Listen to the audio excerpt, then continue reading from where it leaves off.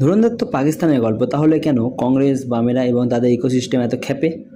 আসলে আইএসআই আমাদের এক দক্ষিণ ভারতীয় ক্যাবিনেট মন্ত্রী এবং বাঙালি মালিকানাধীন দিল্লির মিডিয়ার নেক্সাস এখানে দেখানো হয়েছে, যা ধ্রুব রাঠিরা হজম করতে পারছে না।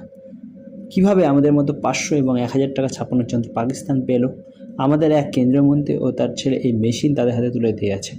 আর মুম্বাই হামলার সময় এক বাঙালি মিডিয়া, যা এখন হাত বদল হয়েছে, ভারত থেকে সরাসরি সম্প্রচার করে হোটেলের কোনো ঘরকে লুকিয়ে এবং আইএসআইসি সম্প্রচার দেখে জঙ্গিদের কোথায় গিয়ে কাকে মারতে হবে নির্দেশ দেয়। এই আসল ফোন কল এই ছবিতে শোনানো হয়েছে।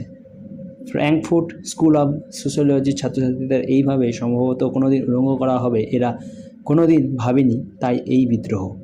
শেষ বলি, নরেন্দ্র মোদী একজন রাষ্ট্রনায়ক নন, উনি একটি যুগান্তরের নায়ক, ভগবানের প্রেরণ করা দূত। ইতিহাসের এই সন্ধিক্ষণে উনি নেতৃত্ব না, আজ এই পরিবর্তন সম্ভব হতো।